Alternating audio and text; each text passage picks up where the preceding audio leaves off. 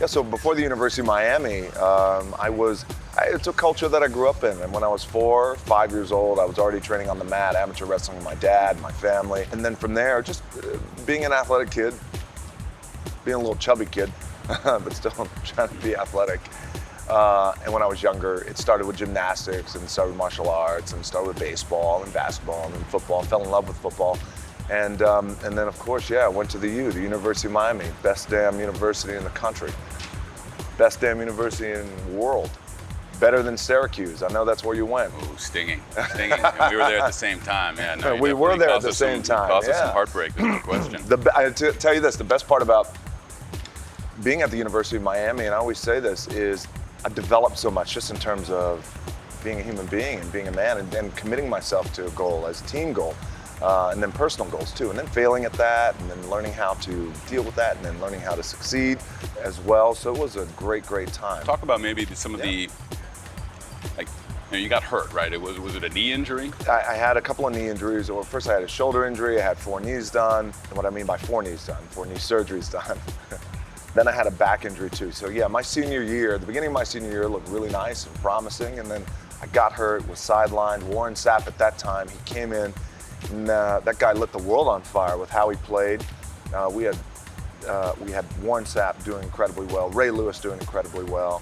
I had a dismal senior year, and as everybody out there knows, you get one shot in your senior year for the most part. Very non-productive, didn't get drafted like I wanted to. And when I graduated, I went to the CFL, played up there in Calgary.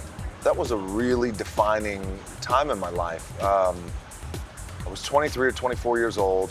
I had worked since I was 14 years old for one goal. I wanted to make it in football. I wanted to be the first one in my family to go to college. I was able to do that. Full scholarship down at University of Miami. University of Miami, you have 2 goals: graduate and win the national championship. That's it. And I graduated, 3 goals. Graduate, win the national championship, and go to the NFL.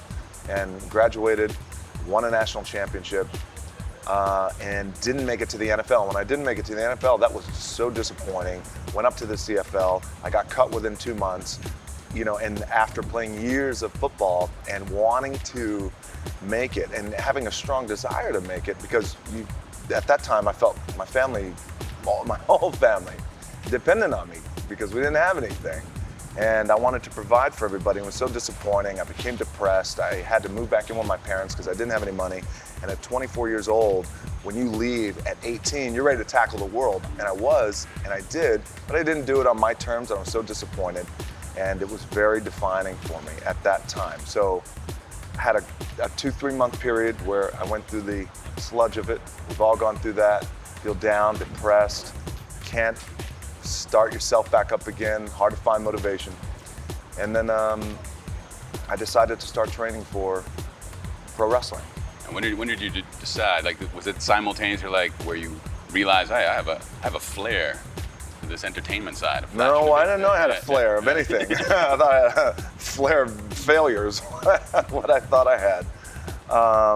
And at that age, you just don't have the wherewithal, the capacity to understand just how valuable these life lessons are. You learn that much later. I decided that I was going to close that chapter of my life in terms of football, wanted to start wrestling. I didn't know I had a flair. I didn't know if I had anything to offer, but I just felt in my gut, I wanted to do it because I loved it. I grew up in wrestling and entertainment, sports entertainment, and I'll never forget it. I remember telling my coach up in Calgary, no, I don't want to come back, because he invited me back.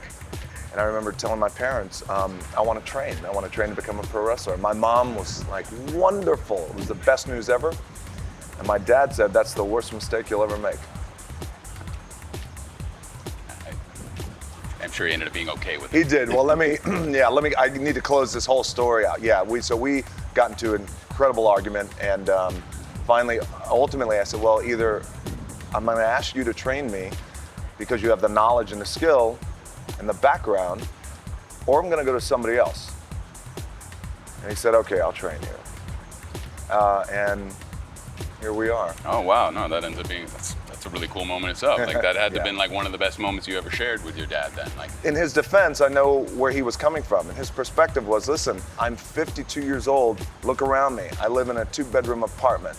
This is what I have from the business that you want to get in. And I don't want that for you. I want something more. So now I understand that. You know what I mean? As a Right. dad, I totally understand that. And I can appreciate that now.